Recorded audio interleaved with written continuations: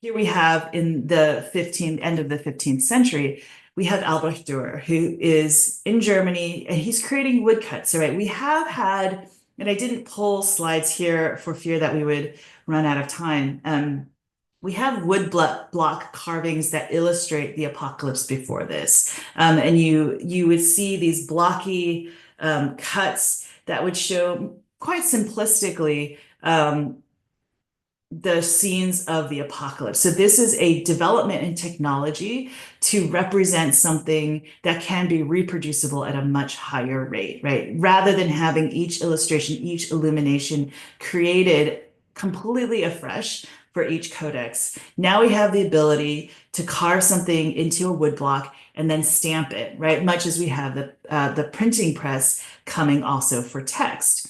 So with the development of woodblock and woodcut illustrations, that begins to proliferate. But what we have before Dürer is blocky lines, more simplistic, not quite a lot of emphasis on shading unless it's, striated lines across the woodblock.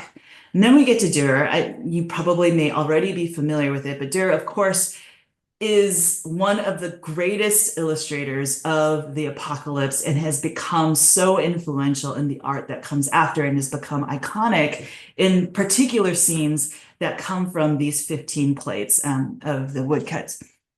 So, for example, this is the Son of Man, and speaking to John of Patmos, here we have the candlesticks and the clouds and the sword coming from the mouth of the Son of Man, and John of Patmos receiving this message. And the level of detail and the level of translation from the text into something that's quite literal, but also still very bizarre. So interesting to say that one of his friends was actually Erasmus, who is also part of that great era of humanists. Erasmus, who also created the earliest Greek edition of the New Testament, who said that Dürer is somehow able to make what's not imaginable into his art, right? And so here we see a representation of that as something so incredibly bizarre, but created with so much detail in the shading, in the little details of the different types of lampstands that are being shown and what's at the base of each of them, the stylized pillar of each of them.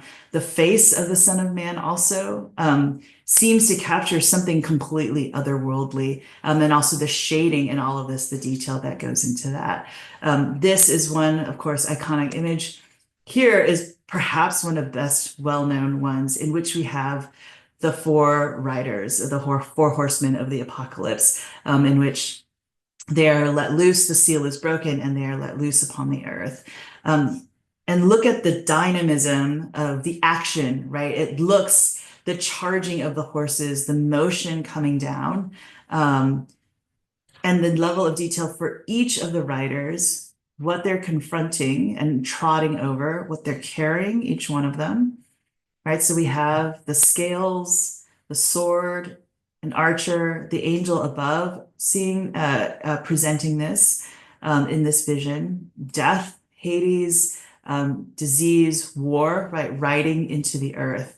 And the entire motion, right, even though we know this is a static woodblock cut, right, but the motion is so dynamic within this that you can feel, right, the motion, the dynamism of this particular scene brought to life.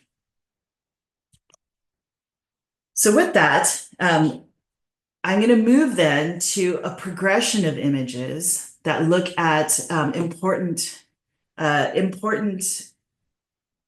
themes, other images that have been significant for different visual interpretation through the centuries. So far what we've looked at is the motif, Alpha and Omega. We've looked at the Lamb on Zion, and then we've looked at the progression into illustrations for commentary, for the text of Revelation. And here what's interesting about Dürer's is that the focus is no longer so much on the text. So this is presented, as you've seen, the Apocalipsis in Figuris. So it is the apocalypse in figures, right? With illustration, as if that is the main focus. It is the main focus. The 15 plates of the woodcut is the primary focus of that edition, not necessarily the text, right? And so here the visuals are, I would say, pulling away from the text, in which, remember, with the Trier Apocalypse, that is the Vulgate, which then is illustrated, or the Beatus is a commentary,